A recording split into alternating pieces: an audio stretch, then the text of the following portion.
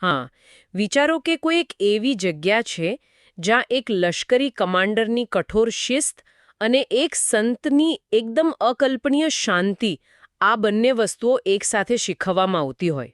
હા, એટલે પ્રથમ નજરે તો આ સાંભળીને કોઈને પણ આશ્ચર્ય જ થાય.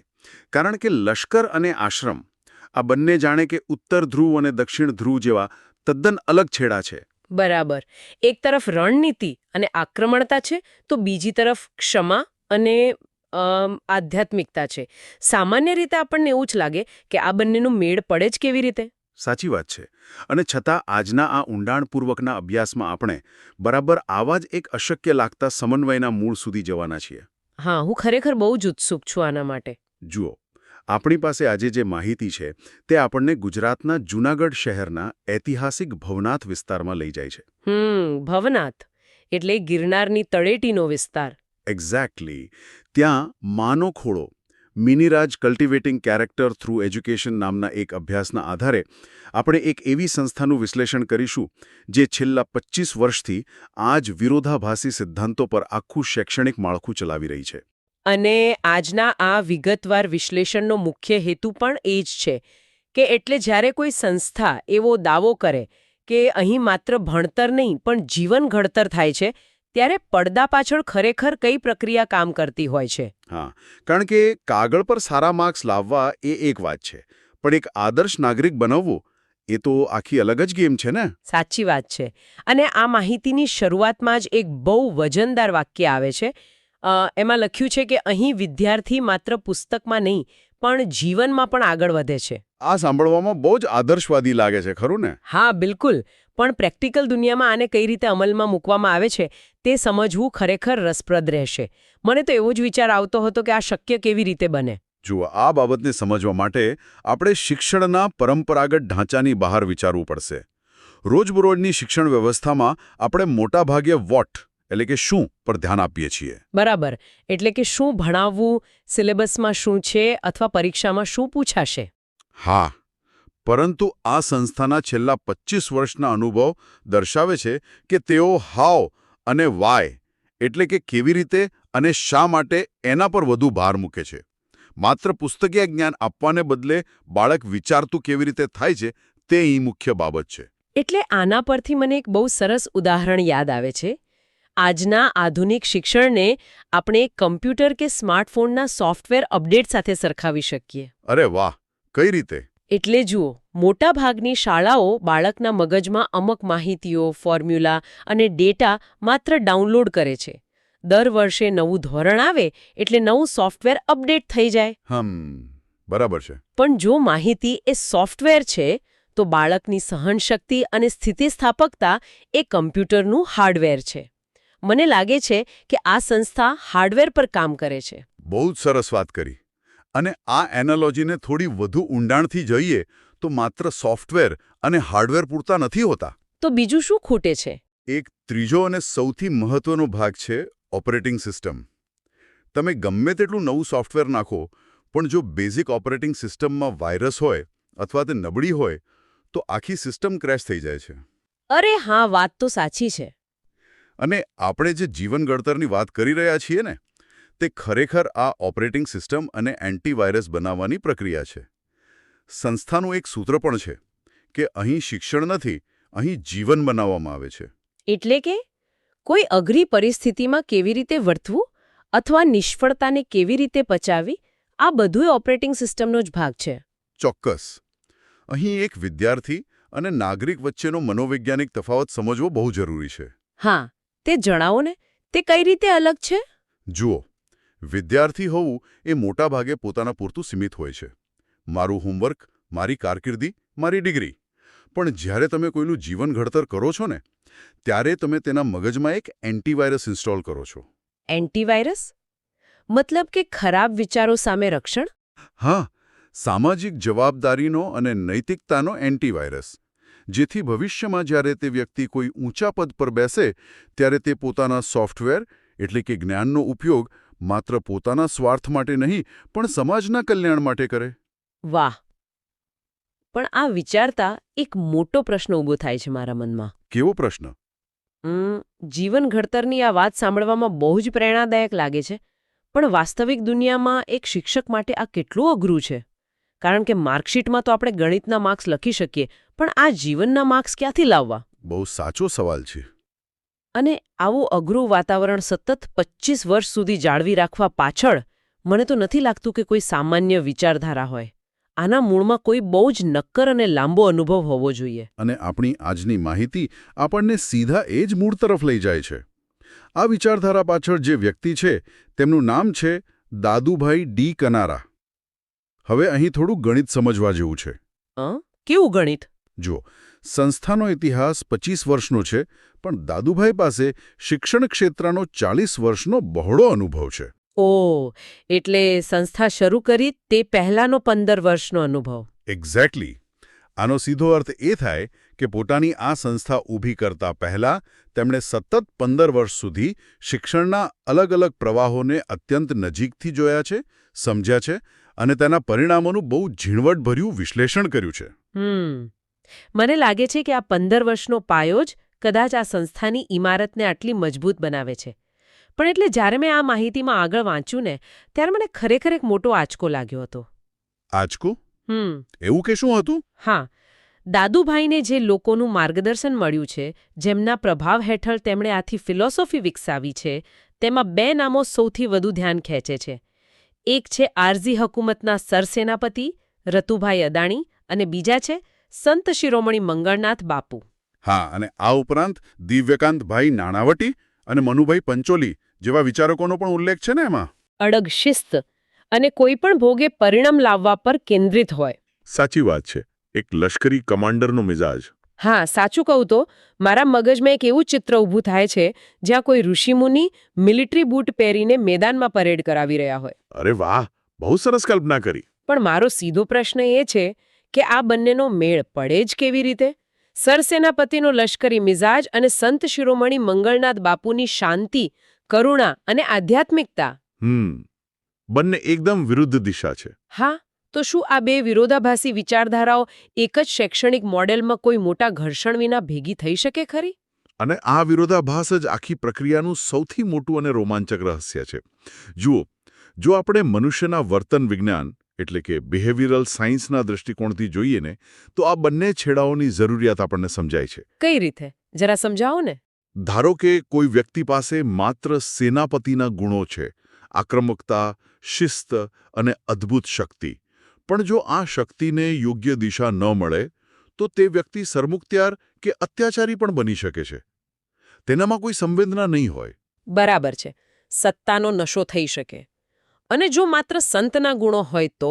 હા, જો વ્યક્તિ પાસે માત્ર સંતની શાંતિ અને સહનશીલતા જ હોય, પરંતુ અવાજ ઉઠાવવાની શક્તિ કે શિસ્ત ન હોય, તો આ કઠોર દુનિયામાં તે કાયર અથવા લાચાર બની શકે છે. અન્યાય સામે લડવાની તેનામાં હિંમત જ નહીં હોય. અરે હા, તો બહુ ડીપ વાત છે. પરંતુ જ્યારે તમે સેનાપતિની શિસ્ત અને શક્તિને સંતની શાંતિ અને નૈતિકતા સાથે એક જ માળખામાં ભેગી કરો છો, ત્યારે એક અદ્ભુત રસાયણ બને છે. એટલે કે બંનેનો બેલેન્સ થઈ જાય છે. એક્ઝેક્ટલી. પરિણામ સ્વરૂપ એક એવો નાગરિક બને છે જે અન્યાય સામે મક્કમતાથી લડી શકે છે, કારણ કે તેની પાસે સેનાપતિનું પેલું હાર્ડવેર છે. હા, પેલી શારીરિક મજબૂતાઈ અને હિંમત. અને ન્યાય મળ્યા પછી તે સામેવાળાને ક્ષમા પણ આપી શકે છે, કારણ કે તેની પાસે સંતની ઓપરેટિંગ સિસ્ટમ છે. જુઓ, આ કોઈ ઘર્ષણ નથી, આ માનવ મનોવિજ્ઞાનનું સર્વોચ્ચ સંતુલન છે. ઓહ, આ ખરેખર વિચારને જકડી લે તેવો મુદ્દો છે. શિસ્ત વગરની શાંતિ માણસને લાચાર બનાવે છે અને શાંતિ વગરની શિસ્ત માણસને જુલ્મી બનાવે છે. બહુ જ સાચી વાત. આ સમન્વય સાંભળનાર કોઈ પણ વ્યક્તિના મનમાં એક આહા મોમેન્ટ ઊભી કરી શકે છે. દિવ્યકાંતભાઈ નાણાવટી અને મનુભાઈ પંચોલી જેવા માર્ગદર્શકોના વિચારોએ કદાચ આ જ સમન્વયને બૌદ્ધિક રીતે ઘડ્યો હશે. હા, અને અહીંથી જ આ સફર એક બહુ મોટો અને નવો વળાંક લે છે. કેવો વળાંક? કારણ કે અત્યાર સુધી આપણે આ બધી બાબતોને માત્ર એક સિદ્ધાંત તરીકે જોઈ રહ્યા હતા. પણ સિદ્ધાંતોનું પુસ્તકમાં હોવું અને મેદાનમાં તેનું અમલીકરણ થવું એ 2 વચ્ચે તો બહુ જ મોટો તફાવત છે ને? હા, એ તો છે જ. બોલવું સહેલું છે, પણ કરવું અઘરું છે. પણ આ વિગતોમાં એક એવી વાત છે જે દર્શાવે છે કે આ માત્ર હવામાં થતી વાતો નહોતી. દાદુભાઈએ આ પ્રયોગ સૌથી પહેલા પોતાના જ ઘરમાંથી શરૂ કર્યો હતો. અચ્છા, એટલે તેમના પોતાના પરિવારમાં. હા, તેમણે પોતાના જ સંતાનોને સૈનિક શાળા બાલાચડી અને આર્યકન્યા ગુરુકુળ જેવી ભારતની અત્યંત કઠિન અને શ્રેષ્ઠ સંસ્થાઓમાં ભણવા માટે મોકલ્યા હતા. વાહ, આ બાબત તો ખરેખર તેમના વિઝનની પ્રામાણિકતા છતી કરે છે.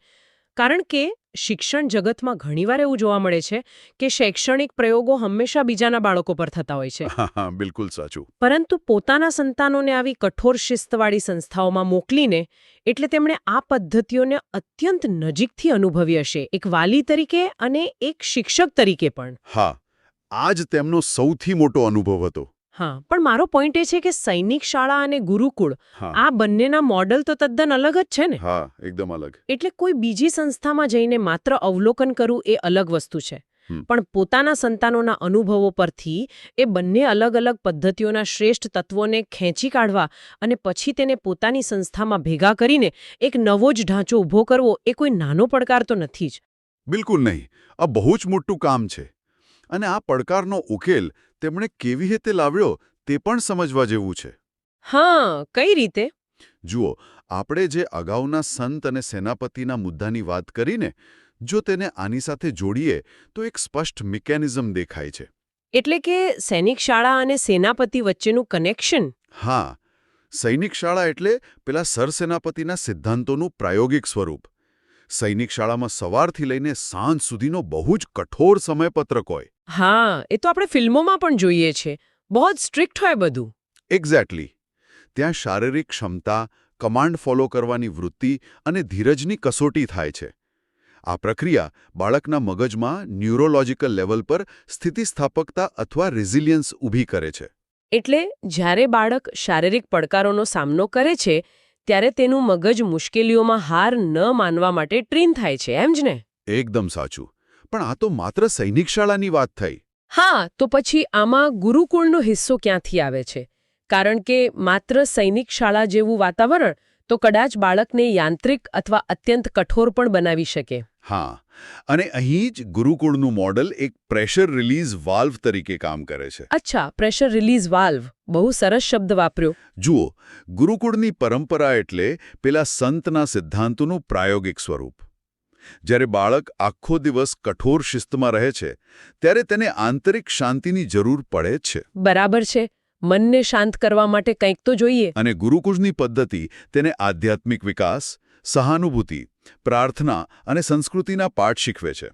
જ્યારે આ બંને પદ્ધતિઓ ભેગી થાય છે ને ત્યારે આખી પ્રક્રિયા સંપૂર્ણ બને છે. એટલે આપણે અગાઉ વાત કરી હતી એમ કે અહીં બાળકનો વિકાસ 3 રીતે થાય છે: શારીરિક રીતે મજબૂત, માનસિક રીતે તેજસ્વી અને સામાજિક રીતે જવાબદાર. હા, અને આ ત્રણેય પરિમાણો કોઈ હવામાંથી નથી આવ્યા. હા, હવે મને સમજાય છે.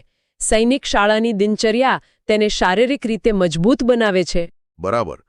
અને મનુભાઈ પંચોલી જેવા માર્ગદર્શકોના બૌદ્ધિક સિદ્ધાંતો તેને માનસિક રીતે તેજસ્વી બનાવે છે.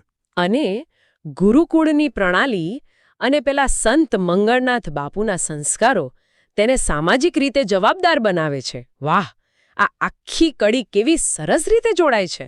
એટલે કે એક રીતે જોઈએ તો આ આખી સંસ્થા કોઈ સામાન્ય શાળા નથી, પણ માનવ મનોવિજ્ઞાન અને ચારિત્ર્ય નિર્માણની એક જીવંત પ્રયોગશાળા છે. સાચી વાત છે. જ્યાં કોઈ પણ વસ્તુ અકસ્માતે નથી થતી, પણ દરેક પ્રવૃત્તિ પાછળ પેલા 40 વર્ષના અનુભવનું એક સુનિયોજિત વિજ્ઞાન કામ કરે છે. અને આ પ્રયોગશાળાની સફળતા પાછળનું એક સૌથી મોટું કારણ ત્યાંનું વાતાવરણ છે. એટલે આમાં એક શબ્દ પ્રયોગ ખાસ નોંધવા જેવો છે. કયો શબ્દ? તેઓ કહે છે, માનો ખોડો મિનરાજ પરિવાર. અહીં તેઓ પોતાની જાતને માત્ર એક સંસ્થા કે કોઈ ઔપચારિક વ્યવસ્થા નથી કહેતા. હા, પરિવાર શબ્દ વાપરે છે. પરિવાર શબ્દનો ઉપયોગ જ એ દર્શાવે છે કે આટલી કઠોર શિસ્ત અને આટલા ઊંચા આદર્શો કોઈ ડરના આધારે નહીં, પણ આત્મીયતા અને સંબંધોના આધારે લાગુ કરવામાં આવે છે. કારણ કે જો માત્ર નિયમો થોપવામાં આવે તો બાળકો વિદ્રોહ કરે, ખરું ને? બિલકુલ. પણ જો પરિવારના વડીલ તરીકે નિયમો આપવામાં આવે તો તે સંસ્કાર બની જાય છે. આ ખરેખર બહુ જ સૂક્ષ્મ પણ બહુ મહત્વની વાત છે. સંબંધોનો પાયો હોય ત્યારે જ વિરોધાભાસી વસ્તુઓ સહજતાથી સ્વીકારી શકાય. હા, એકદમ. તો આજના આ ઊંડાણપૂર્વકના અભ્યાસના અંત તરફ જઈએ તે પહેલા મને લાગે છે કે આ આખી સફરને એકવાર ટૂંકમાં જોડી લેવી જોઈએ. ચોક્કસ. બહુ સારો વિચાર છે. આપણે શરૂઆત કરી હતી જૂનાગઢના ભવનાથમાં આવેલી આ 25 વર્ષ જૂની સંસ્થાના મુખ્ય ધ્યેયથી કે અહીં માત્ર શિક્ષણ નહીં પણ જીવન ઘડતર થાય છે. આપણે એ પણ સમજ્યા કે કઈ રીતે દાદુભાઈ ડી કનારાના 40 વર્ષના અનુભવે આ સંસ્થાનો પાયો નાખ્યો. હા, અને સૌથી મોટી શોધ આપણી એ રહી કે ખરું જીવન ઘડતર એ કોઈ સમાન વિચારોમાં નહીં, પરંતુ આરઝી હકુમતના સેનાપતિ અને સંત શિરોમણી જેવા તદ્દન વિરોધાભાસી માર્ગદર્શકોના સંતુલનમાં જોવા મળ્યું. બિલકુલ. સૈનિક શાળાની પેલી શારીરિક મજબૂતાઈ અને શિસ્ત તેમજ ગુરુકુળના સામાજિક અને માનસિક સંસ્કારો, આ બંનેનું એક જ જગ્યાએ સફળતાપૂર્વક મિશ્રણ કરવું એ ખરેખર આ સંસ્થાની વાસ્તવિક સિદ્ધિ છે. સાચી વાત છે. અને આ બધું જાણ્યા પછી આપણને ખ્યાલ આવે કે સાચું શિક્ષણ કોને કહેવાય. હા, આપણે જે શિક્ષણ વ્યવસ્થાના યાંત્રિક ઢાંચાની અને માત્ર માર્કશીટની પાછળની વાત કરી હતી ને, તે બધું હવે કેટલું છીછરું લાગવા માંડે છે. એકદમ સાચી વાત. એટલે અહીં કોઈ વિદ્યાર્થી માત્ર પ્રોડક્ટ નથી અને આ કોઈ કારખાનું નથી. તો આજના આ વિગતવાર વિશ્લેષણને અહીં પૂર્ણ કરતા મારે સાંભળનાર દરેક વ્યક્તિ માટે એટલે મનમાં રમતો રહે તેવો એક અંતિમ પ્રશ્ન મૂકવો છે. હા, ચોક્કસ, આ બહુ જરૂરી છે. આજે આપણે સાબિતી સાથે જોયું કે જો એક જ સંસ્થા એક સેનાપતિની આક્રમક શિસ્ત અને એક સંતની પરમ શાંતિ અથવા લશ્કરી મોડલ અને આશ્રમ મોડલ જેવા તદ્દન અલગ છેડાના વિચારોને સફળતાપૂર્વક ભેગા કરીને સમાજ માટે શ્રેષ્ઠ અને જવાબદાર નાગરિકોનું નિર્માણ કરી શકતી હોય. હા, તો પછી આપણી આસપાસની મુખ્ય પ્રવાહની શિક્ષણ વ્યવસ્થા હજુ પણ એક જ પ્રકારના સીધા અને પેલા યાંત્રિક ટ્રેક પર કેમ દોડી રહી છે? એક્ઝેક્ટલી. આપણે શા માટે એમ માની લીધું છે કે સારું શિક્ષણ એટલે માત્ર સારા માર્ક્સ અને મોટી નોકરી? આપણને વિચારતા કરી મૂકે છે કે કદાચ ભવિષ્યનું સાચું શિક્ષણ એ કોઈ મોટા સ્માર્ટ બોર્ડ કે નવી ટેકનોલોજીમાં નથી છુપાયેલું. તો પછી શેમાં છુપાયેલું છે? મને લાગે છે કે તે એક બાળકના મગજમાં ચાલતા પેલો સેનાપતિ અને સંતના આંતરિક યુદ્ધને સંતુલિત કરવાની કળામાં છુપાયેલું છે. વાહ, બહુ ઊંડી વાત કરી. અને આ એક એવો વિચાર છે જે આપણને સૌને શિક્ષણ પ્રત્યેના આપણા વલણને ફરીથી તપાસવા મજબૂર ચોક્કસ કરી દેશે. તો ચાલો, આજના માટે આટલું પૂરતું છે. ફરી મળીશું એક નવા વિશ્લેષણ સાથે. ઇતિહાસ ઘણીવાર, એટલે કે સાચું કહું તો બહુ જ અન્યાયી હોય છે. આપણે હંમેશા ભવ્ય ઇમારતના પ્રવેશદ્વાર પર લાગેલી એમ પેલી આરસની તકતી જ જોઈએ છીએ. હા, તકતીઓ પરના નામ આપણને તરત યાદ રહી જાય છે. બરાબર. પણ એ પથ્થર કોણે ખરીદ્યા હતા કે એ ઇમારતને અસ્તિત્વમાં લાવવા પાછળ કોના વિચારોનું સિંચન થયું હતું તે આપણે લગભગ ભૂલી જઈએ છીએ. આજના ડીપ ડાઇવમાં આપણે કંઈક આવું જ વિશ્લેષણ કરવાના છીએ. ચોક્કસ. અને આ વિષય બહુ જ રસપ્રદ છે. ખરેખર. એટલે આજના આધુનિક યુગમાં આપણને સૌને પેલા સેલ્ફ મેડ મેનના કન્સેપ્ટનું જાણે કે ઘેલું લાગ્યું છે, બરાબર ને? કોઈ એક વ્યક્તિ એકાંતમાં આવે, પોતાની બુદ્ધિથી કમાલ કરે અને રાતોરાત સામ્રાજ્ય ઊભું કરી દે. સાચી વાત છે. આપણને એવી વાર્તાઓ બહુ આકર્ષે છે. પણ આજે આપણે જે દસ્તાવેજ પર નજર કરવાના છીએ ત્યાં સેલ્ફ મેડના ભ્રમને સંપૂર્ણપણે તોડી નાખે છે. હા, આપણી પાસે સ્ત્રોત તરીકે the architectural architects of Dadubhai Kanara's legacy નો એક અત્યંત ટૂંકો પણ જબરદસ્ત માર્મિક અંશ છે. આ માત્ર કોઈ જૂની ઐતિહાસિક નોંધ નથી. બિલકુલ નથી. દાદુભાઈ ડી કનારાને સફળતા અને તેમના આદર્શોની પાછળ રહેલા એ અદ્રશ્ય ઘડવૈયાઓ સુધી પહોંચવાની આ સફર છે. જો મારો કહેવાનો અર્થ એ જ છે કે ખરા અર્થમાં કોઈપણ મહાન સિદ્ધિ પાછળ કોનું મગજ અને કોનું પીઠબળ કામ કરતું હોય છે તે સમજવાનું આપણો આજના વિશ્લેષણનું મિશન છે. હું હંમેશા વિચારતો હતો કે આ સેલ્ફ મેડવાળી વાત કેટલી સાચી છે. હું કહીશ કે આ સેલ્ફ મેડવાળી વાત બહુ જ રસપ્રદ છે અને આજના સ્ત્રોતનો હાર્દ પણ આ જ છે. વાસ્તવિકતામાં વ્યવસાયિક દુનિયામાં કોઈ પણ વ્યક્તિ શૂન્યાવકાશમાં ક્યારેય સફળ થઈ શકતો નથી. એટલે કોઈને કોઈ સપોર્ટ તો હોય જ. હા, આપણે જે સ્ત્રોતનું વિશ્લેષણ કરી રહ્યા છીએ તેમાં એક નોંધપાત્ર બાબત એ છે કે તે વ્યક્તિગત સિદ્ધિને ગ્લોરીફાય કરવાને બદલે પેલા માળખાકીય પાયાની વાત કરે છે. દાદુભાઈ ડી કનારાની લેગેસી એટલે કે તેમના વારસા વિશે જ્યારે આપણે વાત કરીએ, હા, તેમની સંસ્થા વિશે, બરાબર, ત્યારે સ્ત્રોત બહુ જ સ્પષ્ટ શબ્દોમાં નોંધે છે કે આખી સફર એ માત્ર તેમની એકલાની મહેનત નથી. તે અન્ય લોકોના વિચારો, આદર્શો અને અદ્ભુત માર્ગદર્શનનું જીવંત પરિણામ છે. એટલે આ એક બહુ મોટો પેરાડાઇમ શિફ્ટ છે. તે બતાવે છે કે સફળતા એ એકાંતમાં મળતી ટ્રોફી નથી. એક્ઝેક્ટલી. તે એક સહિયાલા સ્વપ્નની યાત્રા છે. આ વાત તાર્કિક રીતે સાચી લાગે છે, પણ અહીં મને એક મોટો પ્રશ્ન થાય છે. ચાલો આ બાબતને થોડી પ્રેક્ટિકલી સમજીએ. હા, ચોક્કસ. આપણે જાણીએ છીએ કે દાદુભાઈ એ માનો ખોળો મીનરાજ સંસ્થાના સ્થાપક છે. હવે થોડું પ્રેક્ટિકલી વિચારીએ તો માનો ખોળો આ નામ જ બહુ વજનદાર છે. બહુ જ સુંદર નામ છે. હા, સામાન્ય રીતે લોકો સંસ્થાઓના નામ પોતાના પરિવારના સભ્યો પરથી રાખતા હોય છે.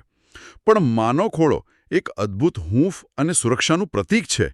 જાણે એક વિશાળ ઘટાદાર વૃક્ષ લોકોને છાંયડો આપતો હોય. બહુ જ સરસ ઉપમા આપી તમે. આભાર.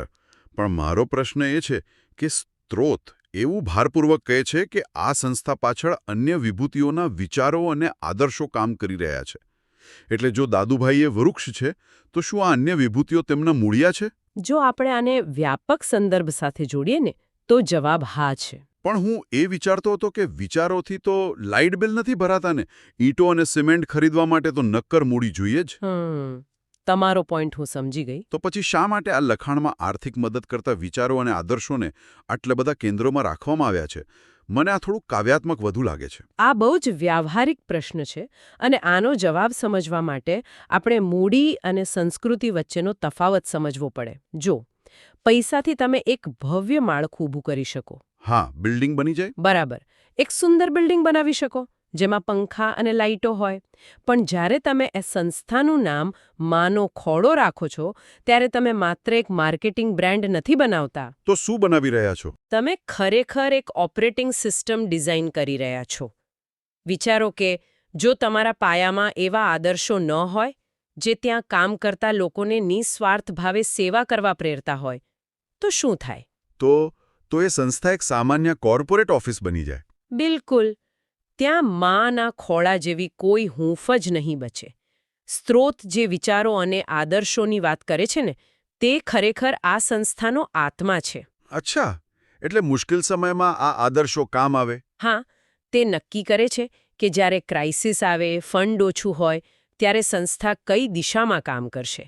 આદર્શો એ માત્ર કાગળ પર લખેલી સારી વાતો નથી. ઓકે, જો હું આ તર્કને ફોલો કરું તો કહેવાનો અર્થ એ છે કે આ આદર્શો એ સંસ્થાના ડીએનએની જેમ કામ કરે છે. એક્ઝેક્ટલી. ડીએનએ. ડીએનએ સાચું હશે તો સંસ્થા મૂળ હેતુથી ભટકશે નહીં. આ લોજિક મને સમજાય છે. પણ હવે આ અદ્રશ્ય મૂળિયા કોણ છે? હા, એ બહુ રસપ્રદ ભાગ છે. સ્ત્રોતમાં સ્પષ્ટપણે બે બહુ મોટા નામ છે. શશિકાંતભાઈ દવે અને આહિર સમાજના અગ્રણી શ્રી પેથલજી બાપા ચાવડા. આ બંને વિભૂતિઓને દાદુભાઈની પ્રેરણાના સ્તંભ ગણાવ્યા છે. હા, આ બંનેનો પ્રભાવ બહુ મોટો છે. પણ અહીં એક ખૂબ જ રસપ્રદ વાત છે જ્યાં હું થોડો અટવાઉં છું. ખાસ કરીને જ્યારે પેથલજી બાપા ચાવડાનો ઉલ્લેખ આવે છે ત્યારે સ્ત્રોત તેમના માટે એક ભારેખમ શબ્દ વાપરે છે, ભામાશા. હા, ભામાશા. અહીં સૌથી આકર્ષક બાબત એ જ છે. એટલે આજના સમયમાં તો આપણે જોઈએ છીએ કે કોઈ 20-25 હજારનો ચેક આપે તો પણ તેને ભામાશા કહી દેવાય છે. હા, પત્રિકામાં નામ છપાવી દેવાય. આપણે તો રોજ જોઈએ છીએ કે અબજોપતિઓ હોસ્પિટલ પર નામ લખાવવા કરોડોનું દાન કરે છે. તો આજના આ મોડર્ન ફિલાન્થ્રોફી મોડલ અને સ્ત્રોતમાં વપરાયેલા ભામાશા શબ્દ વચ્ચે ખરેખર કોઈ ફરક છે? બહુ જ મોટો ફરક છે. હું સમજાવું. આ કદાચ ડીકોડ કરવા જેવો સૌથી મહત્વનો મુદ્દો છે. આમાં નાટકીય કંઈ જ નથી. મોડર્ન ચેરિટી અને ભામાશાના કન્સેપ્ટ વચ્ચે જમીન આસમાનનો તફાવત છે. એ કેવી રીતે? અને પેલી તકતી પર નામ. બિલકુલ. પણ ભામાશાનો ઐતિહાસિક સંદર્ભ એનાથી બિલકુલ વિપરીત છે. ઇતિહાસમાં જ્યારે મહારાણા પ્રતાપ જંગલોમાં ભટકી રહ્યા હતા, સૈનિકો પાસે અનાજ નહોતું. હા, મેવાડના અસ્તિત્વની લડાઈ હતી એ. બરાબર. ત્યારે મૂળ ભામાશાએ પોતાની આખી પેઢીઓની ભેગી કરેલી સંપત્તિ કોઈ જ સ્વાર્થ વિના રાણાના ચરણોમાં ધરી દીધી હતી. તેમને કોઈ ખુરશી નહોતી જોઈતી. અચ્છા, એટલે માત્ર મેવાડનું અસ્તિત્વ જોઈતું હતું. હા. તેથી જ્યારે સ્ત્રોત પેથલજી બાપાને ભામાશા કહે છે ત્યારે તે દર્શાવે છે કે આ માત્ર ફંડિંગ નહોતું. આ એક પ્રકારનું મોરલ વેન્ચર કેપિટલ હતું. ઓહ વાવ, મોરલ વેન્ચર કેપિટલ. આ શબ્દ મને બહુ જ ગમ્યો. એટલે કે પેથલજી બાપા એક ઇન્વેસ્ટરની જેમ માનો ખોડોના ભવિષ્યમાં ઇન્વેસ્ટ કરી રહ્યા હતા? હા, પણ તેમનું રિફંડ પૈસા નહોતું. હા, તેમનું રિટર્ન ઓન ઇન્વેસ્ટમેન્ટ એ એક નૈતિક વારસો હતો. આમાં દાન કરતાં સમર્પણની ભાવના વધારે છે. સાચી વાત છે. જ્યારે કોઈ સંસ્થા શરૂઆતમાં અસ્તિત્વની લડાઈ લડતી હોય ત્યારે કોઈ શરતો વગર પાછળ ઊભું રહે તે જ સાચો ભામાશા. પણ આની સાથે જ સ્ત્રોતનો બીજો એક શબ્દ મારું ધ્યાન ખેંચે છે. પેથેલજી બાપા માટે માત્ર ભામાશા નહીં, પણ આહિર સમાજના અગ્રણી એવો ઉલ્લેખ પણ છે. હા, એ વિશેષ ઉલ્લેખ છે. જો કોઈ અંગત રીતે મદદ કરી રહ્યું છે તો તેના સમાજના સ્ટેટસનો ઉલ્લેખ કરવાની અહીં શું જરૂર હતી? આ બહુ ઊંડો પોઈન્ટ પકડ્યો તમે. આને આપણે સમાજશાસ્ત્રની ભાષામાં ટ્રસ્ટ પ્રોક્સી કહી શકીએ. અને સ્ત્રોતમાં થયેલો આ ઉલ્લેખ ઇરાદાપૂર્વકનો છે. એટલે શું કે દાદુભાઈ શરૂઆતમાં નવો ચહેરો હોય તો અગ્રણીના ટેકાથી લોકોનો વિશ્વાસ વધે? 100%. કોઈ પણ નવી સંસ્થા શરૂ થાય ત્યારે લોકો રાતોરાત વિશ્વાસ નથી કરતા. લોકોને પ્રશ્ન થાય કે આ સંસ્થા લાંબુ ચાલશે? પણ જ્યારે પેથલજી બાપા જેવા સમાજના અત્યંત સ્થાપિત અને અગ્રણી વ્યક્તિ ટેકો આપે ત્યારે શું થાય? ત્યારે તેઓ માત્ર ફંડ નથી લાવતા, તેઓ પોતાની વર્ષોની કમાયેલી સામાજિક મૂડી એટલે કે સોશિયલ કેપિટલ પણ દાદુભાઈને ટ્રાન્સફર કરે છે. એટલે સમાજ એવું વિચારે કે જો પેથલજી બાપા અને શશિકાંતભાઈ દવે જેવા લોકો સમર્થન આપી રહ્યા છે તો આમાં કોઈ મોટી સચ્ચાઈ હશે જ. બિલકુલ. આ અગ્રણીઓએ પોતાની પ્રતિષ્ઠાને દાદુભાઈના વિઝન પર દાવ પર લગાવી દીધી હતી. આ ટ્રસ્ટ પ્રોક્સી વિના શરૂઆતમાં ટકી રહેવું અશક્ય હોય છે. હા, આખી મિકેનિઝમ હવે સમજાય છે. તો હવે જ્યારે હું સ્ત્રોતના અંતિમ ભાગ તરફ નજર કરું છું ને ત્યારે એક એવી લાઈન આવે છે જે મને થોડો આશ્ચર્યમાં મૂકી દે છે. કઈ લાઈન? સ્ત્રોત એવું કહે છે કે દાદુભાઈ આ મહાન વિભૂતિઓનું આજીવન ઋણ ક્યારેય નહીં ભૂલી શકે. હા, આજીવન ઋણ. હવે આજના કોર્પોરેટ જગતમાં આપણે જોઈએ છીએ કે સ્થાપક સફળ થઈ જાય એટલે વાર્ષિક ઉત્સવમાં સ્ટેજ પરથી ઔપચારિક આભાર માની લે, તમે સાથ આપ્યો તે બદલ આભાર, વાત પૂરી. હા, હિસાબ બરાબર કરી દે. પણ આ આજીવન ઋણ ક્યારેય નહીં ભૂલી શકે વાળો જે કન્સેપ્ટ છે, શું આ માત્ર એક પબ્લિક રિલેશન્સ કે ખોટી નમ્રતા બતાવવા માટેની ભાષા છે કે પછી આની પાછળ કોઈ બહુ જ ડીપ મિકેનિઝમ છે? આ ખરેખર એક બહુ જ ક્રિટિકલ પોઈન્ટ છે. અને ખાતરી રાખજો કે આ માત્ર સારી દેખાતી ભાષા બિલકુલ નથી. હું વિચારતી હતી કે આ ઋણ ભાવનાની પાછળ બહુ મોટી ફિલોસોફી છે. અચ્છા, કેવી ફિલોસોફી? જો આપણે પશ્ચિમી જગત જોઈએ તો ત્યાં ઋણ એટલે કે ડેટ તેને બહુ નેગેટિવ વસ્તુ મનાય છે. તમારે જલ્દીથી ઋણ ચૂકવીને મુક્ત થઈ જવાનું. Clear the date and move on. હા, દેવ મુક્ત થવું એ મોટી વાત મનાય છે. પરંતુ આપણી ભારતીય ફિલોસોફીમાં ઋણ ભાવના એ કોઈ આર્થિક બોજ નથી. આપણે ત્યાં પિતૃ ઋણ કે ઋષિ ઋણની વાત આવે છે જે ક્યારેય ચૂકવી શકાતા નથી. બરાબર, તેને માત્ર વહન કરવાના હોય છે. હા, જ્યારે દાદુભાઈ આજીવન ઋણનો ખુલ્લા દિલે સ્વીકાર કરે છે ત્યારે તેઓ પોતાની સંસ્થાની અંદર એક બહુ મોટી સેફટી નેટ ઊભી કરી રહ્યા છે. એક મિનિટ, સેફટી નેટ? કોની સામે રક્ષણ મેળવવા માટેની સેફટી નેટ? પોતાના જ અહંકાર સામેની સેફટી નેટ. ઓહ, એ કેવી રીતે? આ લીડરશિપ સાયકોલોજીનો રસપ્રદ ભાગ છે. સંસ્થાઓ અત્યંત સફળ થાય ને ત્યારે સ્થાપકોને ગોડ કોમ્પ્લેક્સ આવવા લાગે છે. આ બધું મેં જ બનાવ્યું છે અને આ અહંકાર જ પતનની શરૂઆત કરે છે. એટલે તમે એવું કહેવા માંગો છો કે કૃતજ્ઞતા એ લીડરશિપમાં ઇનબિલ્ટ એક ચેક એન્ડ બેલેન્સ સિસ્ટમ છે? બિલકુલ.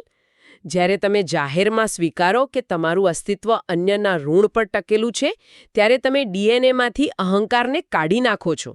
આ એક નૈતિક જવાબદારીનો આજીવન સ્વીકાર છે. જો તમે ભૂલી જાઓ કે તમારા મૂળિયા ક્યાં છે તો સંસ્થા પત્તાના મહેલની જેમ ધરાશાયી થઈ જાય. દાદુભાઈએ પોતાની સફળતાને પેથોલોજી બાપાના સમર્પણ અને શશિકાંતભાઈના આદર્શો સાથે જોડીને પોતાની લેગેસીને અમર કરી દીધી છે. સાચી વાત. સંસ્થાપક તો એક દિવસ નથી રહેવાના, પણ જ્યારે સંસ્થા ઋણ ભાવનાના પાયા પર ઊભી થાય ત્યારે તે પેઢીઓ સુધી ચાલે છે. હા, આજે જે લોકો માનો ખોડો મિનરાજ સંસ્થામાં કામ કરતા હશે તેમને કદાચ સીધી રીતે શશિકાંતભાઈ કે પેથલજી બાપા વિશે ખબર ન પણ હોય, પણ એ અદૃશ્ય આદર્શોની હૂંફ તો અનુભવતા જ હશે. એક્ઝેક્ટલી. અને આ જ કારણ છે કે આજના સ્ત્રોતનું શીર્ષક ધી આર્કિટેક્ચરલ આર્કિટેક્ટ્સ એકદમ સચોટ છે.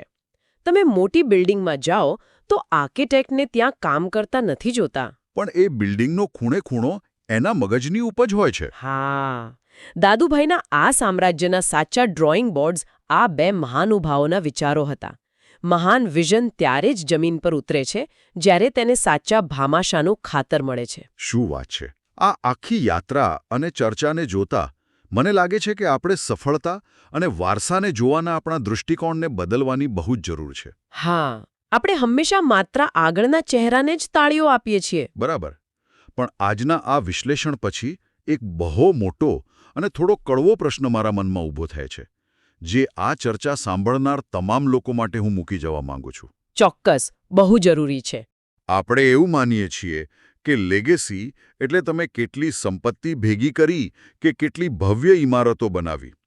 પણ જો તમારી સાચી લેગેસીનું માપ એ વાત પરથી કાઢવામાં આવે કે તમે કયા ઋણને આજીવન ભૂલવાની ના પાડો છો, બહુ જ ગહન વિચાર છે આ. અને કયા માર્ગદર્શકોના આદર્શોને જીવંત રાખો છો, તો આજે આપણે જેને અત્યંત સફળ સંસ્થાઓ માનીએ છીએ તેમાંથી કેટલી સંસ્થાઓ હકીકતમાં બૌદ્ધિક અને નૈતિક રીતે નાદાર સાબિત થશે. સાચે જ આ વિચારવા જેવું છે. આ એક એવો સળગતો વિચાર છે જે આપણને સૌને આપણી પોતાની સફળતાના અદૃશ્ય આર્કિટેક્ટ્સ વિશે વિચારવા મજબૂર કરી દેશે. આ જ ઊંડા અને માર્મિક વિચાર સાથે આપણે આજની આ સફર અને વિશ્લેષણને અહીં જ વિરામ આપીએ છીએ. કોઈ પણ મોટી સંસ્થા હોય ને, એની પાછળ એક મજબૂત વિચારધારા હોય છે. તો આ ફાઉન્ડેશનની પ્રેરણા ક્યાંથી આવી? એ આવી છે વિશ્વવંદનીય પૂજ્ય મોરારી બાપુના ઉચ્ચ વિચારોમાંથી. જેમ કોઈ વિશાળ વડલાના મૂળ જમીનમાં ઊંડે સુધી ફેલાયેલા હોય, બસ એ જ રીતે આ સંસ્થાના મૂળ બાપુના ગહન ચિંતનમાં રહેલા છે.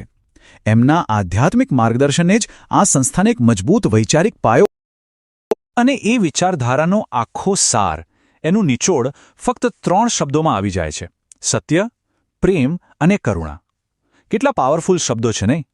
સત્ય એટલે શું? જ્ઞાન મેળવવામાં ઈમાનદારી. પ્રેમ એટલે પોતાની સાથે ભણનારાઓ માટે સ્નેહ. અને કરુણા એટલે આખા સમાજ માટે દયા અને સંવેદના. બસ આ 3 પાયાના પથ્થરો પર જ અહીંના શિક્ષણની આખી ઇમારત ઊભી છે.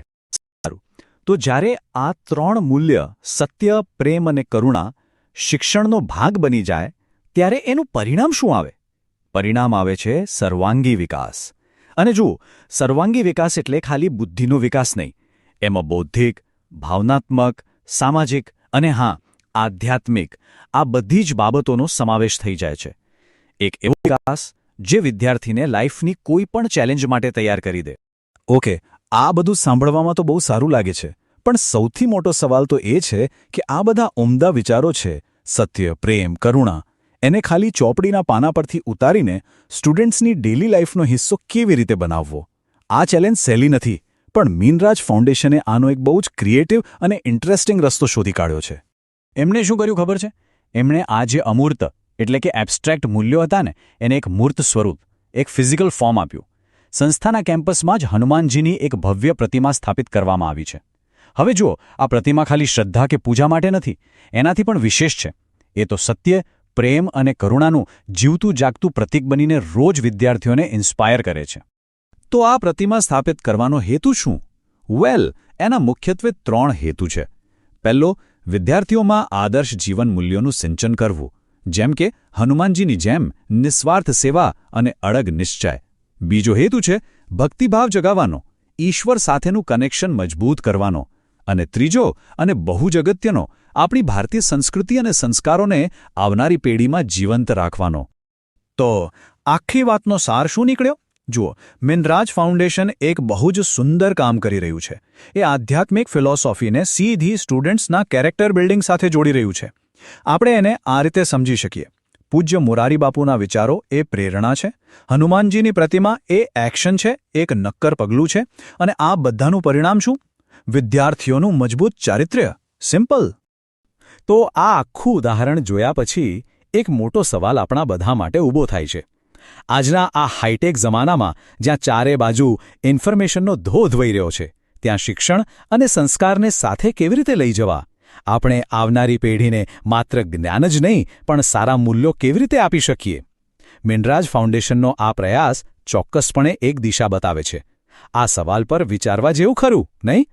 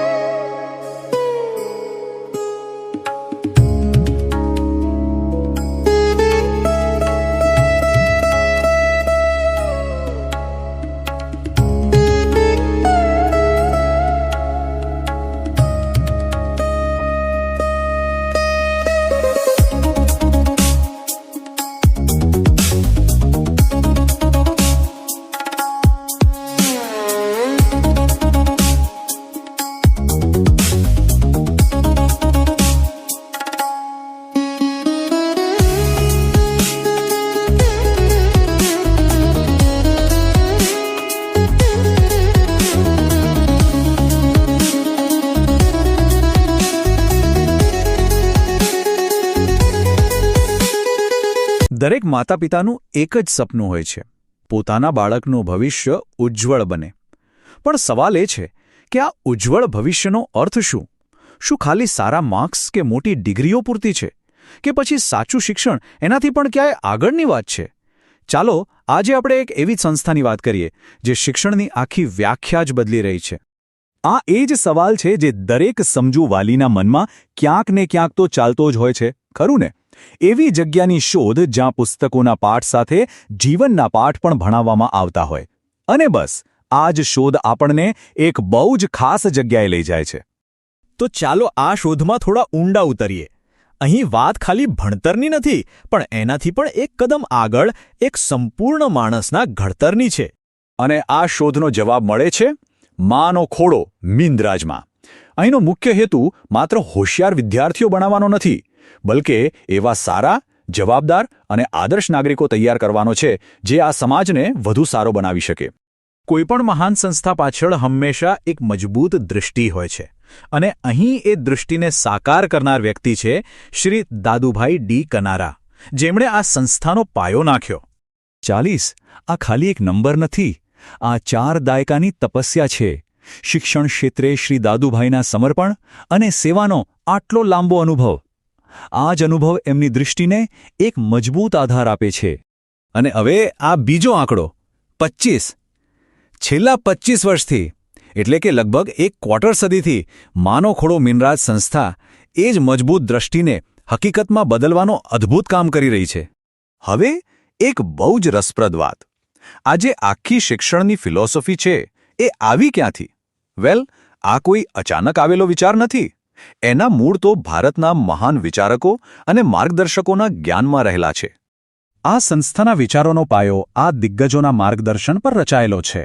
રતુભાઈ અદાણી જેવા કર્મયોગી, મંગળનાથ બાપુ જેવી આધ્યાત્મિક ઊંચાઈ અને દિવ્યકાંતભાઈ નાણાવટી અને મનુભાઈ પંચોલી જેવા શિક્ષણવિદોના પ્રગતિશીલ વિચારો, આ બધાનો એક અનોખો સંગમ અહીં જોવા મળે છે.